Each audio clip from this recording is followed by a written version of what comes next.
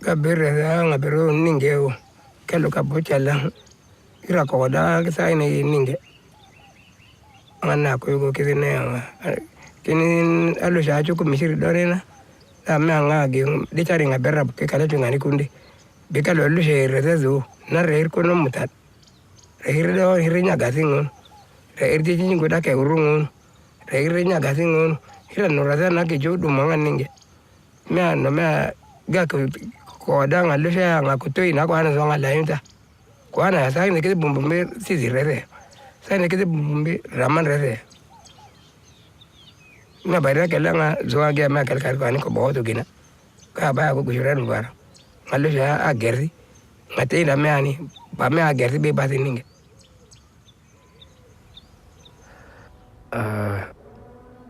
مشاهد كيف طرفين اللي هن سوريين اللي هن رفقاتي واخواتي واهلي بطرف العيله مستعد يمسك سلاح ويقتل اللي جنبه كرمال سياسه هي طرف. السياسه هي بديل على الانسانيه هي الاهم. السياسه هي عباره عن علاقه مصالح بين دول كتير كبيره وعالم كتير فوق. نحن عالم درويش شو دخلنا بالسياسه؟ ليش تتفوت؟ انت ما رح تغير شيء اذا حكيت. فلما بلش الموت، لما اشوف الموت قدام عيوني، لما رفقاتي شوفهم ملقحين وما عم يتنفسوا، بعد التفجيرات يصير التفجير، صار تفجير قدام بيتي كنت عبعد عنه إشارتين مرور، التاكسي اللي كنت فيه انكبس هيك. لما يصير تفجير وشوف ايدين ورجلين بالارض وشوف دم وشوف مخ وشوف عند باب بنايتي كانت في ايد ملحوشه، جارتنا كانت طالعه تاخذ ابنها من المدرسه مثل المجانين، غميت بالارض بس شافت المنظر. بعد ما شفت كل هاد خلص ربت عندي خوف وحذر مو طبيعي. الانسان ممكن يقلب وحش بالنسبه إلي. خلص يعني انا ما بثق ببشري غير حالي، ولهيك وطدت علاقتي بالروحانيات والى اخره، لانه انا جانبي البشري او الانساني او الملموس او المحسوس ما عاد يعني لي شيء. ការនៅ1970ហើយជា78យើងនឹងចង់78ហ្នឹងណាបើនោះក្រុមគ្រួសារខ្ញុំគេបញ្ជូនទៅពោធិ៍សាត់តែពេលនោះបងប្អូនខ្ញុំ4នាក់ស្លាប់អស់ហើយគេសម្លាប់ទាំងអស់ទី1មុនដំបូងបងស្រីខ្ញុំ2នាក់គេបង្ខំឲ្យរៀបការពេលនោះបងស្រីខ្ញុំអត់ព្រមទេក៏គេចាក់នឹងចំពោះទងស្លាប់នៅចំពោះមុខខ្ញុំហើយខ្ញុំក៏ដឹងថាអានឹងការស្លាប់របស់គាត់ខ្ញុំអត់ដឹងទេខ្ញុំនៅក្មេងខ្ញុំទៅ14 15ឆ្នាំហើយក្រោយមកក៏គេយកឪពុកម្ដាយខ្ញុំទៅសម្លាប់ទៀតចុងក្រោយយកទៅឪពុកម្ដាយទៅសម្លាប់ខ្ញុំក៏រត់ទៅរកឪពុកម្ដាយពេលនោះគេសម្លាប់ម្ដាយខ្ញុំទម្លាក់ចូលក្នុងដៅនឹងគឺចាក់ចំពោះទងទាំងអស់និយាយរួមគ្រួសារខ្ញុំសិតស្លាប់ 3-4 នាក់គឺចំពោះទងទាំងអស់ហើយក្រោយមកក៏វាចាប់អូសខ្ញុំទៅកន្លែងព្រៃមួយហ្នឹងវាចាប់រំលោភខ្ញុំ3នាក់ត្រង់ចំណុចហ្នឹងហើយដែលខ្ញុំចង់ចាំអត់ភ្លេចគឺខ្ញុំពេលនោះខ្ញុំរើមរាស់ជាមួយគេប៉ុន្តែរើអត់ឈ្នះគេរហូតដល់3នាក់ឯងខ្ញុំ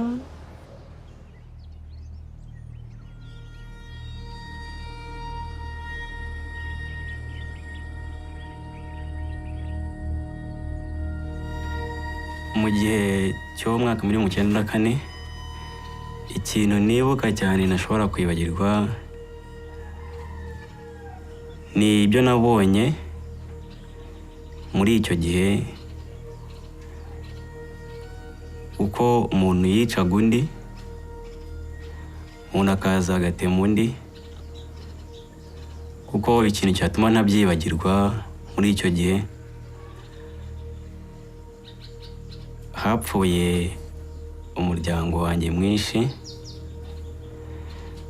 bicaga abantu mbireba ikintu ntashobora kwibagirwa ni ukuntu umuntu yazaga agatema undi mbireba n'amaso yanjye ku ruhare rwanjye numva ari ibintu ntashobora kuba nakibagirwa kuko ni ibintu byabaye mbona ko ari ikintu kidasanzwe nkabona ko ntashobora kuba nakibagirwa icyo kintu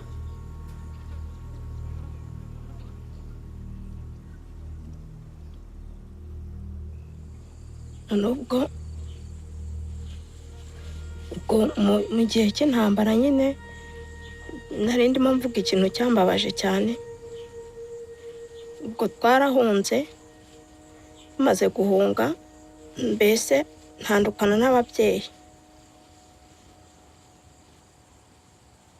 Maze gutandukana n'ababyeyi baho njyenyine, baho ba mu Masaka, bamo hafi nk'ibyumweru 2. Ubwo mbese nyuma yaho umuntu araza aramfata arambwira ngo ese ngo uri igiki. Jewe rero kubera ko narundi umwana cyane, ntabwo nari nzi gutandukanya umutu n'umututsi, ntabwo nari mbizi. Noneho ubwo ngubwo akajya mfata, agafata intoki zanjye, akagenda afata umubiri wanjye, akavuga ngo ndi umututsi, ngo nimba ntari umututsi ngo ndavangiye. Akayabwira abo bantu ngo nibandase, ngo bankureho. Noneho nkajya muga se murandasa munyica, muranyicira iki? Kari nta kibi nakoze, muranyicira iki? Noneho ubwo nyuma yaho haza ubwo bararasa cyane, amasasu menshi cyane. Maze kubasa amasasu menshi cyane ndirukanka. Noneho maze kwirukanka aho ngeze hose nkajya mbona ni imirambo y'abantu, amaraso. Noneho ngeze aho ubwo nahise nicara ndavuga nti Mana bibuka ushaka.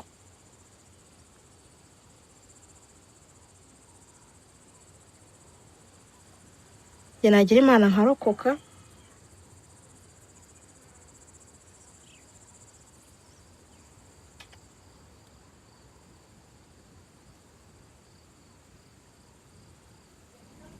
حتى من أول لحظة حملت فيها السلاح كان في نوع من أنواع الخوف. يعني الخوف موجود عند كل البشر، وخايف كمان إني أشيل دم أو كذا وهيك، أو إنه شيلت السلاح. أنا صرت يعني من معلم مدرسة إلى مسلح، بس في شيء أجبرني، يعني في مناظر أو أمور أجبرتني. لما أحيانا بيسألني إنه يعني أحيانا تخطر بباله أفكار إنه بابا ليش الحرب هاي كلها ما بدها تنتهي؟ إنه بابا ليش أنت مثلا تقتل العسكري ما عنده أب وأم عم يستنوه وعم ينتظروا مثلنا؟ يعني بابا بقول له إيه مزبوط الكلام. كان ليش بابا؟ بقول له بابا لأنه هو على خطأ وإحنا على صح. طيب ليش هو على خطأ؟ إيه بابا هو على خطأ، هو عم يقتل أطفال، عم يقتل عائلات، عم يدنس المساجد، عم يقصر المساجد يا بابا. إحنا عم ندافع عن الإشي هذا. فإحنا بنحاول دائما الأطفال نبين لهم كل هالأمور هاي. يعني إنه صحيح أنا حملت سلاح، بس حملته في شغلات أجبرتني على حمله، ولا مو حب إنه أرتكب إنه أحمل دم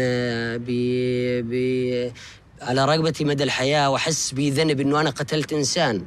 لا، ما حد بيحب يقتل إنسان أو يلوث يديه بالدماء. ما بخافش من الموت. أنا بخافش من الموت بس لأجل سوريا، بخافش من الموت لأجل أبوي. وهذا لو إنه ما بوفاش أبوي كان بخاف من الموت، أما هسه ما بخافش من الموت. لو إنهم يذبحوني يموتوني يفجروني بقذيفة ما بخافش، مو منه يلحق أبوي ولا ظني بسوريا. Tungana tenti mini sa somo teke mi temi kuna chanti baka tenti freti mi venger tungana mi fazo biki betin bede na ngonda so fembi na niso betin bede bi fazo ako use quand même binga que biki bi venger déjà freti mi so mi gang batlo so quand même déjà na mezo ako user et si mi fa voici 10 ou 15 binga de que quand même bisara a lingui na leti ngonda freti mi so malgré le coup mais quand même amena zunga a queen batilo. Depuis bête mina dia ouais, bi gens de tranquille. עד שערב אחד באמצע תקופת המילואים הובלתי כוח של היחידה שלי לתפוס מחבל מתאבד בכפר בפאתי שכם. ואחרי שהובלתי את הכוח היינו צריכים להוציא אותו וירינו על הקירות כדי שהוא ידע שאנחנו החזקים.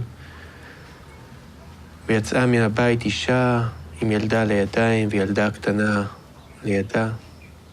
היה 3 לפנות בוקר והילדה בבהלה רצה לקראתנו. פחדתי שתתפוצץ עליי ועל החיילים. צעקתי לה לעצור בערבית, היא לא עצרה. יריתי כדור מעל הראש שלה, היא עצרה. ובאותו רגע נעצר גם משהו בי. וזה היה הרגע הקצר הארוך ביותר בחיי. הילדה נשארה בחיים, וגם אני נשארתי בחיים. אבל באותו רגע מת משהו בשנינו. בילד שיורים עליו, משהו מת, אני לא יודע מה, אבל משהו מת. במבוגר שיורה על ילד, משהו מת, וכשמשהו מת, משהו חדש חייב להיוולד. התחושה של הבושה שיריתי בה, התחושה של הכאב, ובעיקר התחושה של פרק האצבע המורה ביד ימין שלחצה על ההדק, ירדה על ילדה. אני חושב שזו נקודה שמשהו חדש התחיל להיוולד.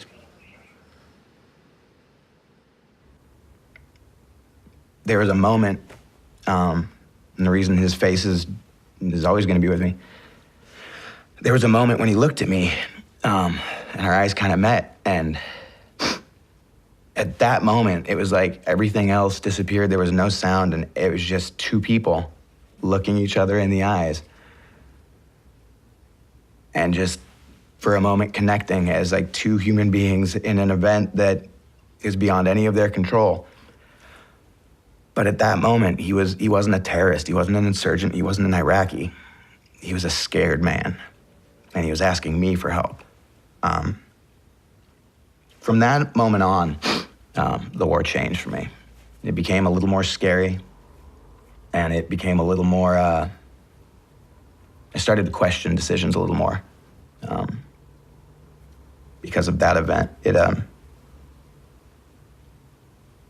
it put a face. That scared, crying man peeing himself could be any or all of them. Наверное, делают человека жестоко, таким же, потому что человек хочет отомстить, прежде всего, за эту жестокость. Но, как бы,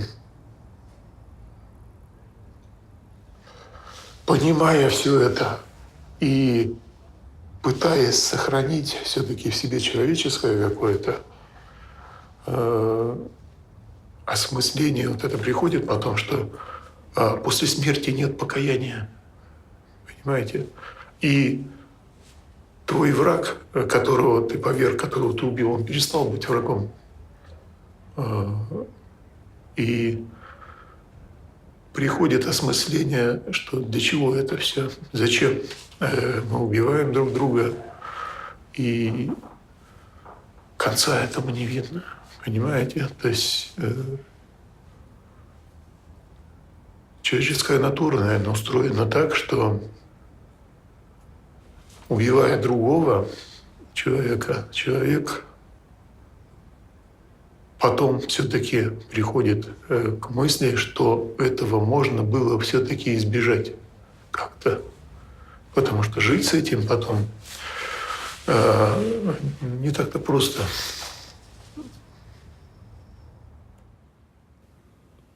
If you ask me what it's like to be a veteran, that doesn't do either of us any good, because I'm not going to tell you what it's like and you understand it. I don't have the capacity to say words that will make you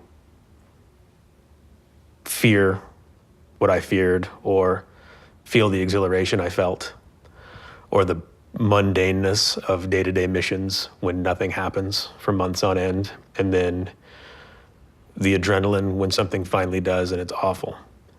I can't tell you that so that you understand it. And you'll ask me when we run into each other in a class or something, how was the war? Or, what's it like? But much more useful to both of us would be to ask me how I am now, years after, how I'm getting along. Because that's all I'm trying to do.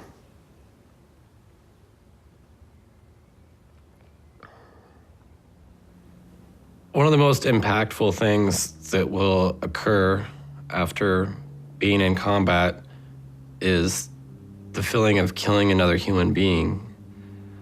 Once you've experienced it, you'll see that it's not like anything else that you've experienced before. And unfortunately, that feeling, your body will want to experience again. It's really difficult to try to explain to somebody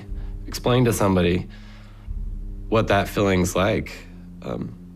Right now, I still feel like experiencing that again, and it's probably why I keep a loaded weapon in my house.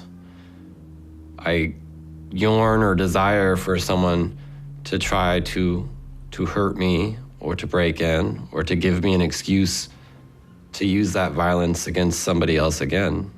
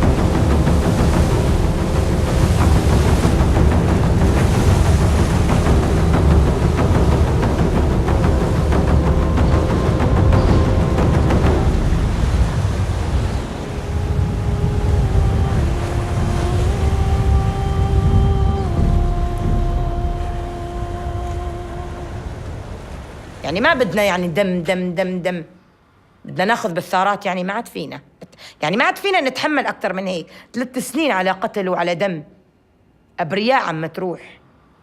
كمان ما بدنا نتسامح. هو التسامح هو الحرية بذاتها، هو السلام التسامح.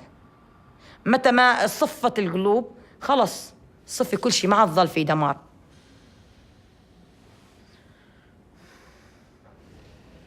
In the 16th of January 2007, an Israeli border police shot and killed my 10 years old daughter Abir in front of her school in Anata, where I live.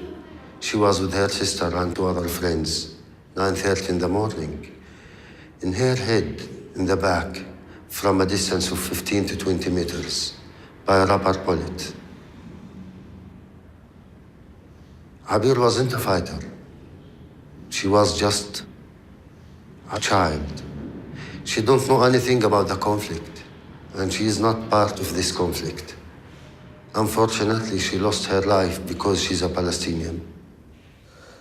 I'm an Israeli who lost his daughter to a suicide bombing on the 4th of September 1997. And I'm a product of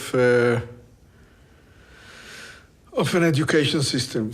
These are 2 societies at war, and they socialize the young generation to make them being able to sacrifice themselves when time comes. And this is true to Palestinian society, and this is also true to Israeli society. Because we are human beings, sometimes you think, if I kill the killer, or anyone from the other side, from the Israelis, or maybe 10, this will give me back my daughter. No. I'll cause another pain and another victim to the others. I decide to break this circle of violence and blood and revenge by stop killing and revenge and support revenge by myself. My definition of sides have changed dramatically. Today, on my side are all those who want peace and are willing to pay the price of peace, and the other side are those who do not want peace and are not willing to pay the price of peace. Many people told me that it's not your right to forgive in her name. And the answer, it's also not my right to revenge in her name. I hope she's satisfied. I hope she rests in peace. הסיפור הוא שנכנס קצין גרמני במדי אס-אס לגטו, ובליל גשום אחד אמא אומרת לו, קח את הילדה שלי. והוא, אמא מספרת שהיא מרימה את גדר התיל ומוסרת את התינוקת שאני ילדה, כאמור יהודייה בת 2.5, והיא בלב כואב מספרת שהיא מעבירה אותי לידיים של איש מופלא במדי אס-אס. היום אנחנו יודעים שאותו אדם, אלוי זה פלווה, שירת בצבא הגרמני, כי זה היה, הוא חי בגבול גרמניה. אבל למעשה הוא לקח אותי למעיל שלו, הכניס אותי לתוך המעיל שלו כתינוקת, ומעביר אותי אל גבול גרמניה, פולין, לבית הוריו. והם מגדלים אותי, הוא מספר שאני ביתו הלא חוקית, והם מגדלים אותי, הופכים אותי לנוצריה קתולית, הם מגדלים אותי עד סוף המלחמה, איזה מחווה, איזה מקסם, איזה יד מושטת, חוויה של ניצוצות של אור בתוך דברים שהם נקראים טירוף של אנושות. אם אני רוצה ומעלה בדעתי לשאול את עצמי, האם אני הייתי יכולה להיות בתוך אחד המקומות האלה, ואולי הקשה ביותר, האם הייתי יכולה להיות במקום של אותו קצין גרמני? איך אנחנו יכולים בכלל לענות על השאלה הזאת? איך אפשר? אני לא מאמינה שהיה לי את כוחות הנפש האלה לעשות את זה. אם אני שואלת את עצמי את השאלה, אולי כן? איך הוא ידע שזה קרה לו? מי יודע שיש בתוכו, ואיך מתחברים אל אותו רגע אמת שאפשר להקריב את עצמך, את חייך היחידים, למען מישהו אחר. אולי שאלה ללא מענה, אולי שאלה שאחרים יוכלו לענות עליה, אבל זה כאילו מתבקש לשאול את זה.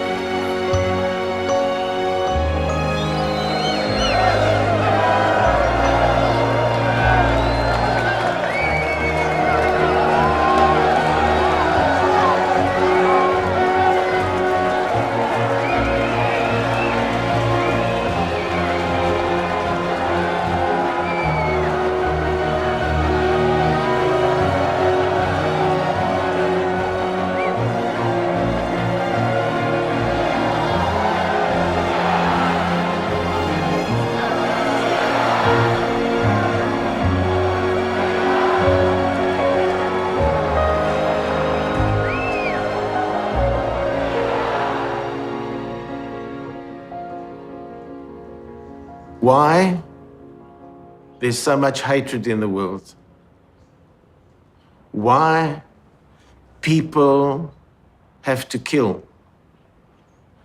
Why nations and communities and ethnic groups can't get on with each other. Why everyone thinks they're better, or their church is better, or their religion is better, or their way of life is better. Hay mucho. Eso es malo. Convivir. ¿Cómo estamos? ¿Cómo está usted? Saludos. Adiós. Eso es bueno. Pero, no, adiós. No, adiós no. Adiós. Eso es bueno. Los vecinos nos respetamos, nos queremos. Cuando un vecino necesita de mí, yo le sirvo. Cuando yo necesito, voy donde cualquier vecino. Mira, dame tal cosa. Aquí no todo es ir al colmado. Si yo necesito habichuela, una mano de plátano, yo voy de un vecino, va, búscame una mano de plátano, dame un pedazo de uyama, y yo consigo todo con mi vecino. Así que aquí nos llevamos. Aquí nos llevamos muy bien por ese lado. Sí, convivimos bien. After my brother was killed, for years I worked against peace. I was very active in mobilization. I was very active in throwing stones. I was very active in writing. And when I was 18, I decided that I needed to learn Hebrew, even though it was mandatory in my high school and I didn't do it. And when I went to learn Hebrew, it was the first time I sit in a classroom. Everybody around me is Jewish, but we're not soldiers, we're not settlers. And that interaction was so different. And we started over really weird things, have nothing to do with conflict. We started our conversations about music. The fact that I love country music, which is really strange for Palestinians, and I found a couple of people who did. We talked about coffee and which coffee is better, instant coffee or Arabic coffee. But it was from there that the whole demonization of the other was so hard to follow anymore, because we got to see a human being. And next time there was a suicide bombing in Jerusalem, I didn't think of the enemy and suicide bombing against the enemy. I thought of my friends. And I picked up the phone and I started calling to make sure none of them are hurt. Next time there was a problem in East Jerusalem and somebody was shot, all these people in my Hebrew class started calling me and wanting to make sure that I'm fine. And that interaction, that reality, made me come to a point of understanding that we have to bring down those walls that separate us. And if we know each other a little better as a humans, we might be able to also love each other instead of kill each other.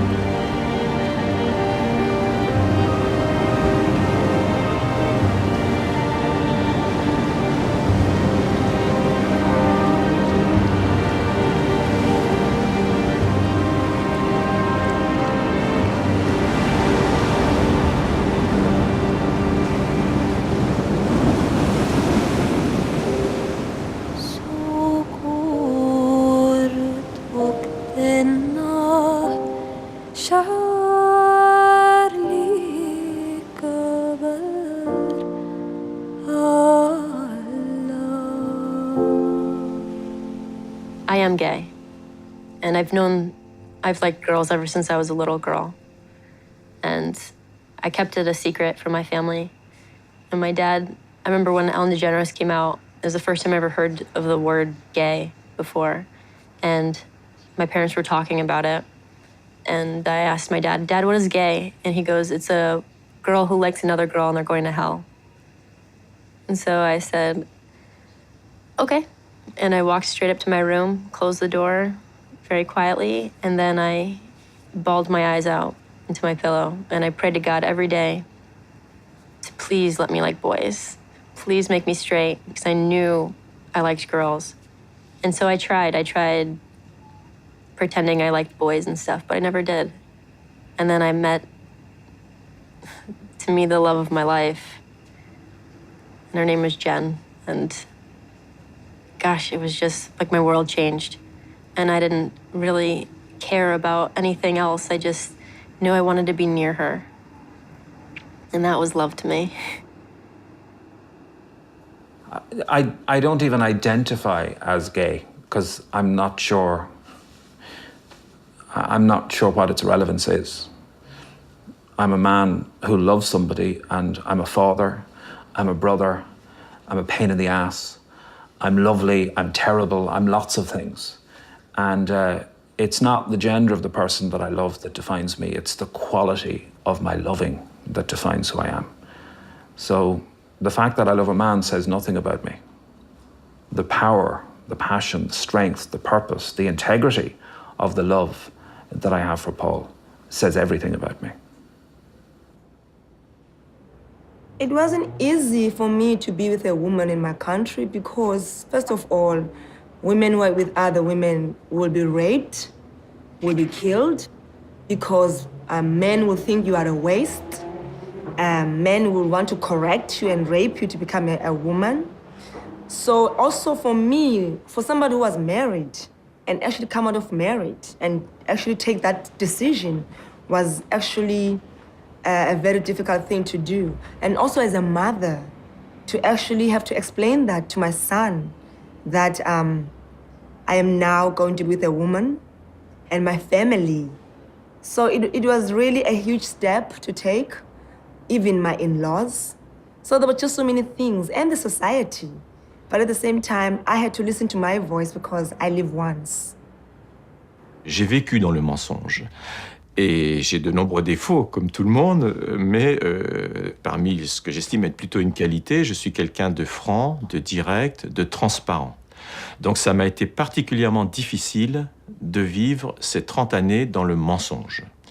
Alors pour être un peu plus précis, pas trop, j'aime bien découper les choses, les premières années après mon mariage, parce que je savais que je préférais les garçons, mais j'en étais pas complètement, malgré l'expérience que j'avais eue pendant 1 an et demi, voilà. Et ça se passait plutôt bien. Mais très vite, on est quand même rattrapé par ses désirs, ses pulsions, son attirance. Et donc, on est dans le mensonge par rapport à soi-même. C'est ça qui est le plus difficile à vivre, voilà. Par rapport à sa femme, par rapport à ses enfants, à son entourage, par rapport à tout le monde, quoi, hein, voilà. Et c'est ça que j'ai eu le plus de mal à vivre, voilà. Yeah, being a lesbian is not a choice, man. Something that is inside you. And that no one can help, or it's not curable, or it's not a disease actually. Because they always say we're sick.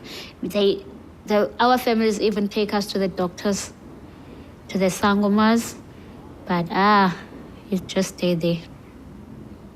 It's difficult with my grandmother because she doesn't approve with me being a lesbian, and she hates the fact that I'm one. Even I had to leave home and go stay on the streets because of my sexuality. I even had to force myself with guys so that my granny can approve, to get my granny's approval. And it hurts because I had to do stuff that I really, really didn't want to do.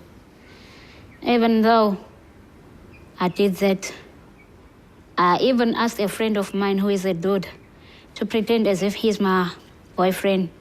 But that guy, what he did, he forced himself to me, and then he left me with HIV. And that was in 2003. I did all that just to get my granny's approval. But now, I know that I don't have to do anything to please someone else. Ne pas se sentir reconnu, ne pas se sentir compris, ne pas se sentir aimé tout simplement dans sa famille. Aimer, oui, mais pas aimer pour ce que l'on est. On a envie de partager quelque chose. Quand un homo, il ne sait pas si c'est mal ou pas mal. Et si on lui dit, mais c'est bien ça, enfin c'est bien, c'est comme ça, il ne pense plus. C'est à peu près comme quelqu'un qui sait pas s'il va avoir un cancer. Il sait pas s'il a un cancer ou pas. Et si on lui dit, mais t'en as pas un, un homo, il se demande ce qu'il a. Il sait pas si c'est grave ou pas grave et qu'est-ce que ça va faire. Donc si on lui dit, mais ça, il n'y a rien de plus merveilleux que des parents qui disent, et puis, t'es homo et puis. La seule chose, c'est qu'il faut que tu sois heureux. Pour moi, c'est tellement évident que c'est ce « et puis » qui manque souvent. Mes parents, ils avaient tellement peur que je reste homosexuel que quand je leur ai dit que je changeais, ils s'y ont vraiment cru. Et même si mes parents ils me posaient des questions tous les jours, ils me demandaient « c'est bon, t'as changé? C'est bon ?» Et comme je sais que c'est pas possible de changer, je fais comme si j'ignorais la question, je me prends pas la tête. Et au bout d'un moment, mon père, il n'en pouvait plus. Donc il s'est mis à m'engueuler, à me crier dessus, à me frapper et à me dire je sais que t'as pas changé, je sais que t'es toujours comme ça. Et à me dire si tu te fous de ma gueule, moi je vais te faire vivre un enfer et tu dois partir maintenant si vraiment t'es comme t'es. Alors je suis parti. J'ai pas hésité une seconde, je suis parti. J'ai pensé à quelque chose. J'ai pensé à mon petit frère. Je me suis dit, mon père quand même il nous frappe. Mon petit frère, c'est pas possible. Je peux pas le laisser dans un monde comme ça où il va être tout seul parce que mon grand frère est parti. Moi je pars, lui il va être tout seul et c'est lui qui va tout se prendre. Il y a un moment où stop. Donc il y a un moment où je suis revenu, je sais pas, un mois après je suis revenu et j'ai tout dit à mon père. J'ai dit que j'en avais marre, que j'en avais marre qu'il me frappe et je lui ai tout raconté, tout ce que j'avais sur le cœur pour lui faire comprendre qu'il avait tort de nous frapper, que ça c'était pas dans la vie de tous les jours, que c'était pas normal, que au contraire, mon homosexualité est plus normale que le fait qu'il nous frappe. Et on a passé, je crois, 3 heures à parler, 3 heures. Je lui ai tout raconté, je lui ai raconté tous les moments que je me souvenais frappants de ma vie où il me frappait. Et à la fin des 3 heures, il m'a dit une seule chose. Il m'a dit pardon. Et rien que ça, j'ai pensé dans ma tête, je me suis dit, là c'est le moment ultime. Et là je lui ai dit, papa, si je pars, une seule chose, je veux que tu me promettes de jamais plus frapper mon petit frère. Et il me l'a promis. Et c'est à ce moment-là que je me suis dit, je peux partir sans penser à autre chose. Je sais que là, ça va aller, pour lui, du moins.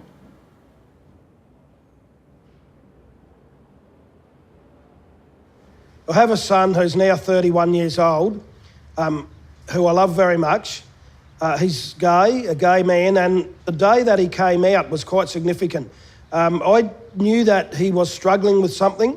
He'd been suicidal, and he was 18 years old. And he said to me one day, "Dad, I've got to tell you something." And I said, "Okay, son, tell me, what is it?" And he went pale. He really went white, and he said, "Oh, I feel sick."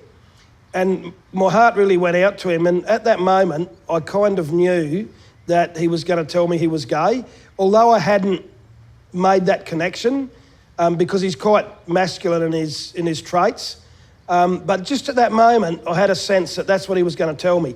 So I said to him, "Son, let me guess. Let me make it easier for you, I'll guess."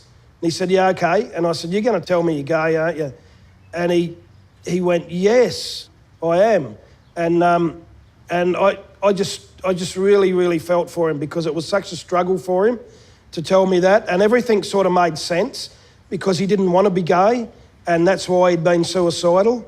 And so I just gave him a big hug and said, "I love you anyway, son. It doesn't make any difference to how much I love you." And I think that our relationship has really been a lot stronger since then. So that's been a journey in itself. Я пригласил человека к себе домой, с которым мы уже раньше общались. И потом, когда я что-то готовил на кухне, он параллельно открыл дверь, впустил своего приятеля И мне дали бутылкой по голове, кругом были осколки, было много крови. К моему горлу поднесли осколок бутылки, нож, и сказали, что сейчас меня убьют, потому что я гей. Естественно, слово «гей» звучало не так. Была нецензурная лексика. Мне было безумно страшно, и у меня все пересохло во рту, и параллельно я кучу мыслей, наверное, перекрутил. Я понимал, допустим, что я же не боюсь умирать.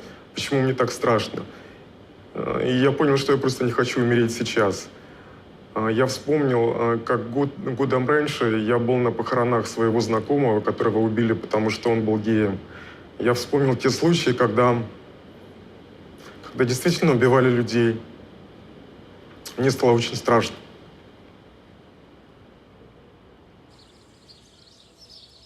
C'était en 2009, un ami homosexuel comme moi. Et lorsque ce dernier là est décédé, on l'a enterré dans le cimetière de son village. Mais l'imam de ce quartier, il a rassemblé les gens des jeunes du quartier. Ils sont partis au cimetière pour déterrer ce corps, enlever, attacher et traîner comme ça dans la rue. Et les médias, il y avait certains médias qui étaient là, qui filmaient ça. Et la police est venue. Après, la famille a récupéré le corps encore, allé enterrer le corps. Ils sont partis encore déterrer. On l'a déterré 3 fois. Et finalement, on a enterré le corps dans la cour de son père. Parce qu'on dit que la religion musulmane dit, quand on est homosexuel, si tu meurs, on n'a pas le droit de prier de ton corps, on n'a pas le droit de t'enterrer dans le cimetière musulman. C'est ça, il disait. I'm a gay man from Lebanon, and we have no rights over there. And we have no rights in the Arab world in general over there. And I think what I can do more is what I've started to do is, I think I should come out even more. I am out to my parents, I am out to my friends, I am out to my work, but I think I want to encourage other people like me, which have nothing to lose, because I have a salary, because my mom, it's proven with time, it took a time, but she's gonna love me anyway. Now she knows my boyfriend, she loves me for the way I am, my dad as well, my friends as well. I think if you don't tell anyone, the other moms won't know that it's okay to be gay. So they're not gonna know that being gay is not just about being a drag queen or dressing like girls or being just a hairdresser maybe or a makeup artist. And they need to know that. People should be less shy, people should be more daring when you have nothing to lose. Because some people have a lot to lose and those are not the people that should do the change, but the ones that have nothing to lose.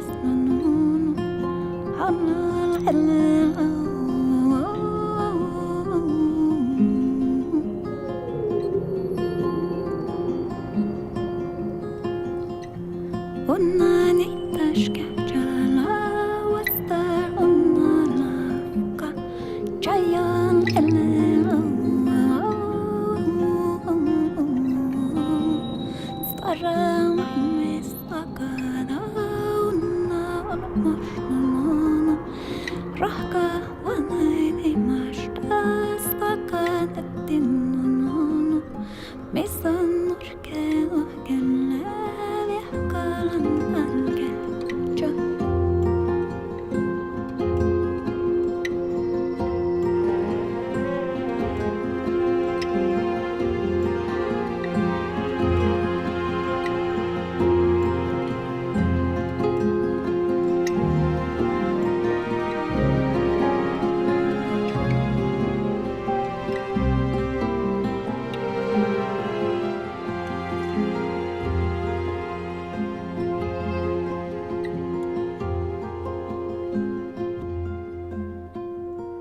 La familia para mí es comunión. Es llegar a tu casa y encontrar a alguien que te abrace y te diga, qué bueno que estás aquí. Ayudar a mis hermanos a hacer algo que ellos no pueden, que yo ya pude, por ser uno de los mayores. Enseñarle. Ver a mi papá llegar del trabajo, satisfecho, sentado en su sillón y pues poderle servir un café. Creo que me hace sentir bien. Algo que como que te llena por dentro. Y si te falta uno, te queda como que un hueco en el corazón, así como que, diablos, ¿qué pasó? ¿Dónde está? Creo que la familia es algo feliz, notable. Es otra cosa. Te llena. Lo más difícil para mí de toda mi vida, el fallecimiento de mi papá. Porque pues...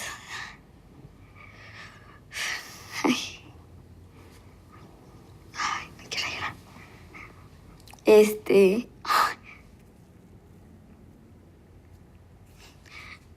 Fue con el que me apoyaba mucho. Era el que pues nos sacaba adelante a mis hermanos y a mí.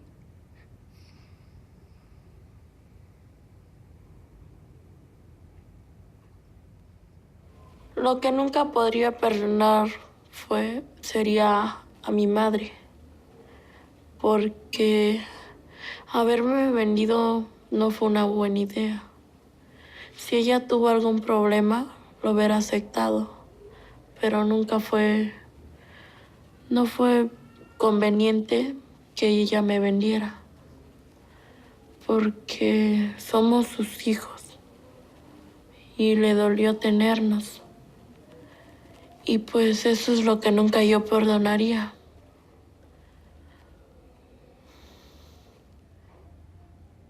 Yo me salí a los 12 años de la casa de mis abuelitos por maltrato. Entonces me fui a la calle, estuve una noche así solita, pasé frío y pues me daban ganas de regresarme, pues porque pues no sé, me daba miedo que algo me fuera a pasar, pero pues dije no, porque pues qué tal si va a ser peor, van a decir que porque me salí, ya no me van a dejar salir. Entonces dije no, pues mejor sigo mi camino para que pues a ver si me pueden independizar yo misma. Yo no le tengo miedo ya a nada, porque viví muchas cosas feas y ya estoy acostumbrado. Pero no le tengo casi miedo a nada. Me dicen, no, que te vamos a pegar, que te voy a matar. Les digo, no, no les tengo miedo. Y si ustedes lo hacen, no les voy a tener miedo, les dije. Sí, a mí mi papá me decía que a pesar de a pesar de todos mis tropiezos que tenga, siempre para arriba. O sea, si me caigo, volverme a levantar. Y así, si me caigo, levantarme y levantarme. Porque pues eso es lo que me ayuda a mí. Y pues si vivo en el pasado, pues siempre estaría llorando, siempre estaría amargada, no amistosa, o sea, nada. Sino pues, no, sino ser juguetona y estar sonriendo. Porque si vivo en el pasado, pues de nada me sirve.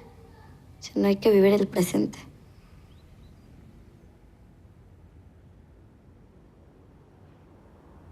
Mi padre fue un gran hombre, un guerrero. Trabajaba todo el día. Era un pintor de carros y vivió una de las épocas más duras que ha vivido la ciudad de Medellín. Eran los años 80, donde el dinero del narcotráfico, de no trabajar, ese dinero del narcotráfico transformó la figura del padre, porque era el hijo que traía el dinero y aportaba más que ese obrero. Y yo le pregunté un día a mi padre, le dije, tú que trabajas tanto, mira que ellos simplemente por el dinero de la droga tienen todas las comodidades. Y él me dijo, el camino de nosotros es la educación. Yo me voy a matar y voy a trabajar para que ustedes se eduquen y para que lleguen lejos. Y solo con el tiempo te darás cuenta. Y es ahora que estoy acá, que soy un profesional, que estoy haciendo realidad ese sueño de niño. Y miro a un lado esa gente que el dinero, el narcotráfico, todos terminaron en nada. He ahí la prueba, que era el buen camino. Y por eso siempre le hago un homenaje a ese padre. Y siempre lo recuerdo. Y cada vez que hago algo, será en nombre de él, de que él se usó para que yo llegara aquí tan lejos. Gracias, papá. Ça peut sembler très bizarre, mais il est très difficile de dire à mes parents que je les aime, en fait, tout simplement. Je crois que c'est tellement puissant. C'est un sentiment tellement fort qu'au moment venu, on n'a plus les mots, on se dit pas je t'aime maman, je t'aime papa, ça se dit pas chez nous. Enfin, malheureusement, mais pourtant, on s'aime comme tout le monde, hein. Très très fort même. C'est ça qui est difficile. J'aimerais pouvoir trouver un jour la force de leur dire, vraiment, avec des mots, avant qu'il soit trop tard.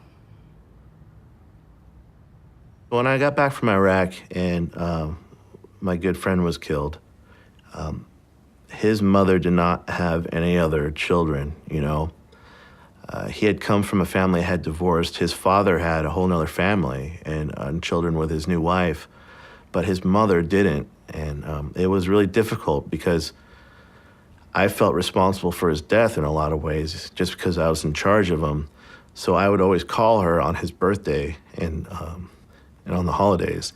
And even though it was a very difficult conversation, but I felt that's how, you know, I would honor him. And from that, the conversations got longer and longer every time I'd call.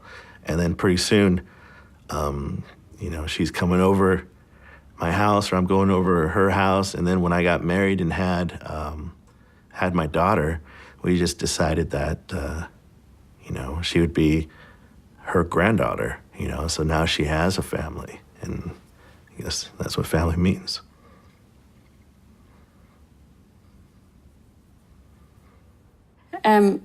I think when I was young, I didn't think I was going to stay in the community of religious that I had joined. And I suppose I didn't understand what I was actually doing and that I was maybe making a decision which meant that I wouldn't have children and I wouldn't have a family as other people had. I don't really think I understood that.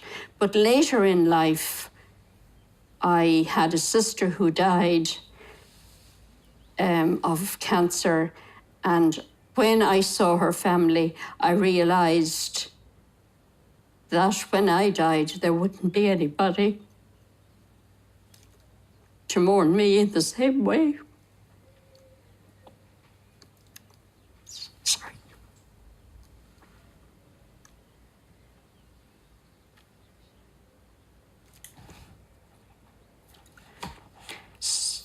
It is, as time goes on, then you recognize that you are a parent to other people who you work with or who are friends or who are related to you in some way.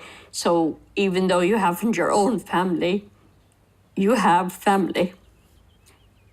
So I think that's important to me. The magic moment that I had with my grandfather was right after my grandmother died. And I went to go see him, and I knew that he was hurting, but I wasn't sure what kind of state he would be in. And she was his partner 65 years, as well as his driver. And I went to see him and said, "Grandpa, how are you doing?" He said, "Did you know that for $4 I can get a shuttle anywhere in the city?" I was like, "Wow, that's great, Grandpa." And he said, "Well, I went to Save On, I went to the grocery store and went to the woman behind the counter and said, I have this list of things, could you help me find them? My wife has recently changed her residence to heaven." And I said, Grandpa, man, you always help me see the glasses half full. And he leaned back and he looked me in the eyes and he said, it's a beautiful glass.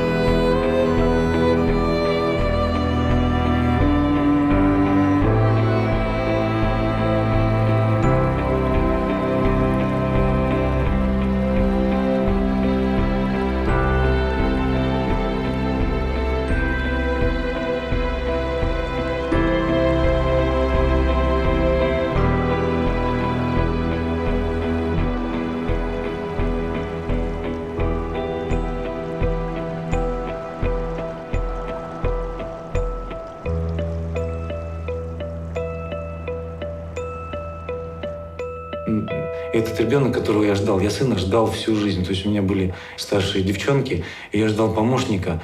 И сейчас хочу еще так же, чтобы был у меня ребенок-помощник. Но у меня помощник в том, что он мне подсказывает, он мне молчит, он смотрит на меня. Когда мы с ним что-то делаем, что-нибудь где-нибудь строгаем, стучим, я ему объясняю и проговариваю. Есть такая притча.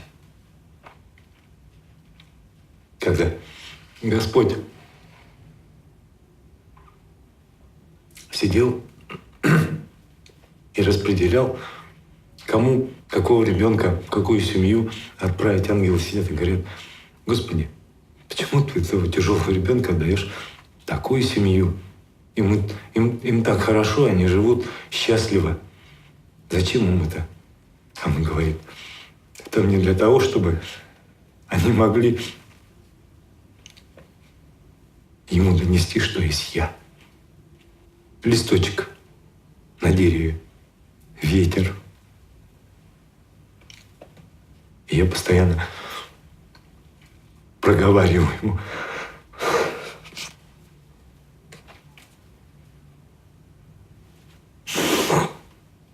Я проговариваю об этом. Я ему говорю: Алёша, это листик.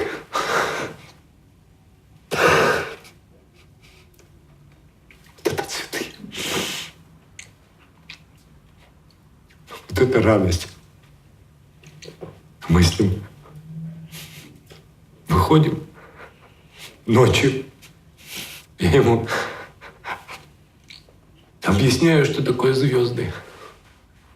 Я говорю: сын, звезды. А он видит это и смотрит на меня взрослыми глазами, не по возрасту. Еще не такое, что дух, который в нем живет, он намного сильнее меня. И он меня ведет. Ведет меня, нашу семью, детей. И поэтому я только сейчас начинаю понимать, что такое любовь. Изначально любовь к себе. Потому что для того, чтобы жить вместе, надо любить себя, любить свою жену, любить своих детей, в том числе старших, любить своих родственников, родителей, Родители мои живы. Любить людей. Любить людей. По сути. А суть одна.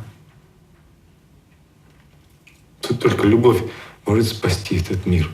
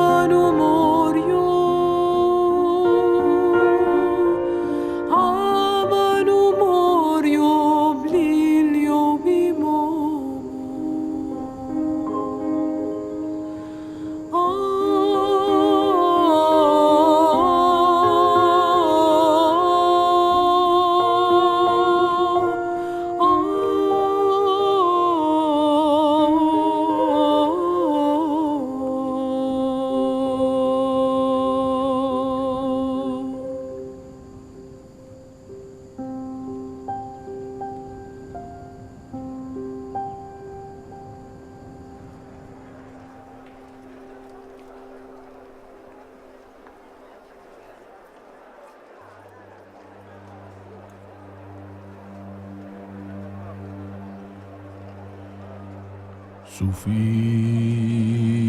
از پرتو می راز نهانی دانست،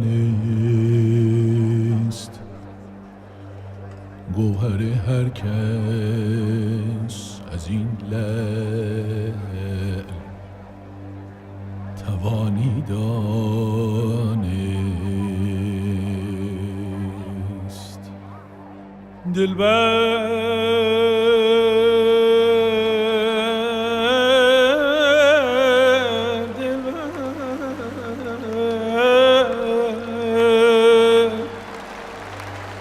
آسایش ما مصلحت وقت ندید،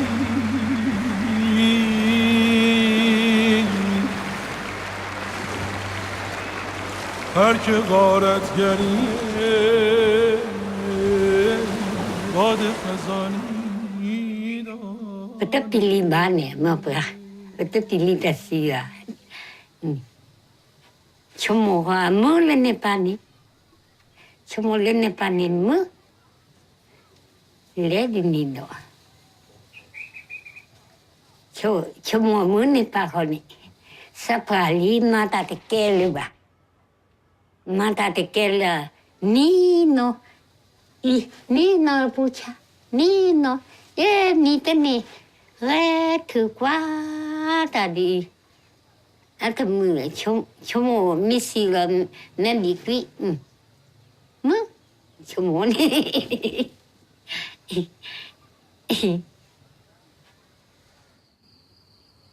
Après la mort, il n'y a plus rien. Et il faut rigoler. On va au ciel, mais on ne prend pas le bon chemin.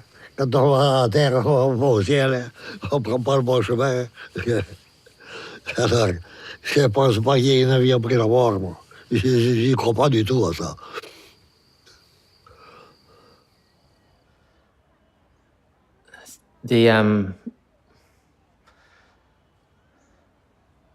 The most difficult experience I've had in my life is, I think, losing my father.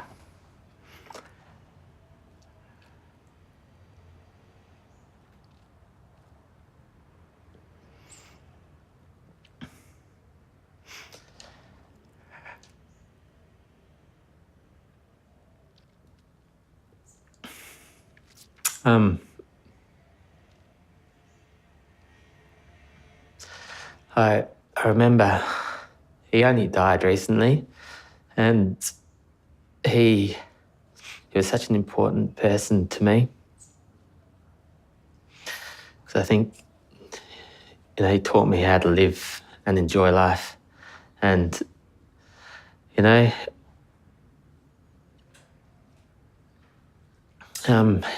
he died in my arms.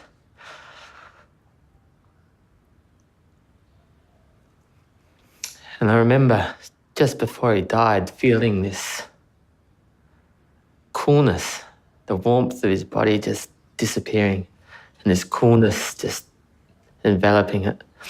And he just died, and it was just like, part of him leaving his physical body. And it just, for me, it was just a little moment of just seeing how precious life is and how meaningful we all are to each other. I'm not afraid of dying. I don't know if God exists or not, but I choose to believe. And when I look at the universe, I hope there's a place where our spirits can go and where we'll recognize each other. And as well as my parents, I would really love to meet again my best friend Shawnee, who died when he was 21. And I'd love to spend time with him, hitchhiking through heaven as we used to do as youth here on earth. I also would love to meet the many good people throughout the generations who tried to make a better world and who tried to work for a world of justice and peace. For me, that's what's most important.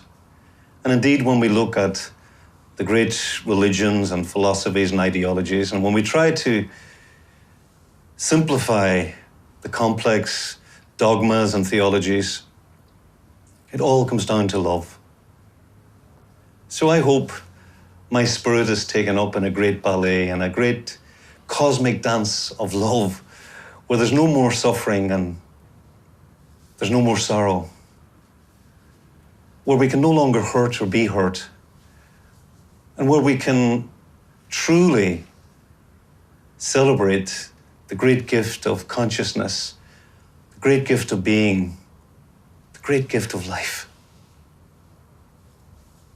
And if, in the end, there is no God, I'm still thankful for the gift of life. I've often thought the last two words I would like to utter just before I die are thank you. Thank you for the gift of life.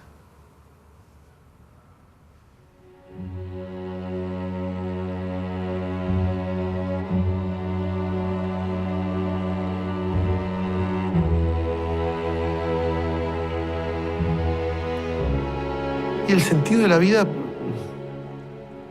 quizá me veo, no sé si es por una cuestión de que no me siento muy importante, no creo que seamos tan importantes, entonces no veo la vida como algo. La vida se lleva. Todos estuvieron, todos están y todos vamos a dejar de estar. J'ai peur d'avoir été anonyme, de passage sans rien laisser, de concret, ni à mes enfants, ni à personne. Qu'est-ce que je vais laisser? Quand je pense à ma grand-mère que j'aimais énormément et qui est morte depuis longtemps maintenant, je me dis, le souvenir s'efface à toute vitesse. L'image devient floue. Quelquefois, même le son de la voix disparaît. Qu'est-ce qu'on laisse? Qu'est-ce qui reste? J'ai peur de ça. C'est une peur qui est totalement irrationnelle, qui repose sur quelque chose de complètement archaïque, de complètement tribal, je pense, parce que ça me remue terriblement. Et je ne crois pas que ce soit quelque chose qui soit de l'ordre de l'orgueil ou quelque chose comme ça. C'est autre chose. Ça rejoint un peu le sens de la vie. Qu'est-ce qu'on a fait là? Pourquoi je suis là? Je ne sais pas. Je ne sais pas. Qu'est-ce que je laisse? J'aimerais laisser quelque chose, oui. J'aimerais laisser une trace. Une trace.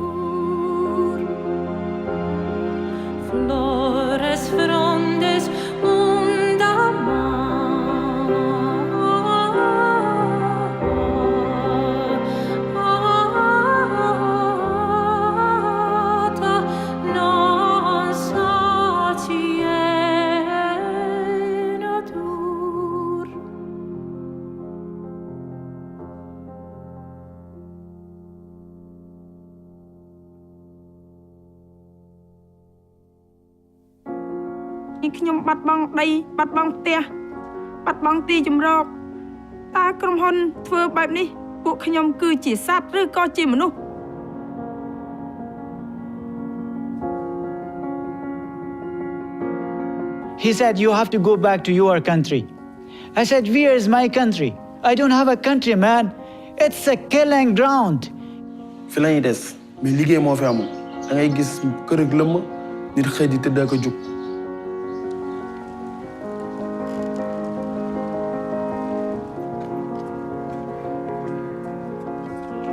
አሁንም ምንም ነገር ለኔ የለኝም።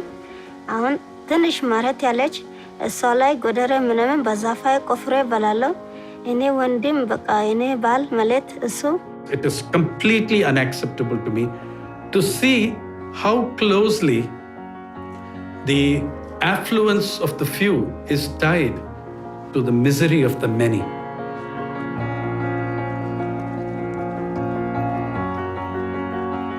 هیچ چیز فرق نمیکنه. خداوند مرا چشم و گوش و دان و دست پای داده سورم.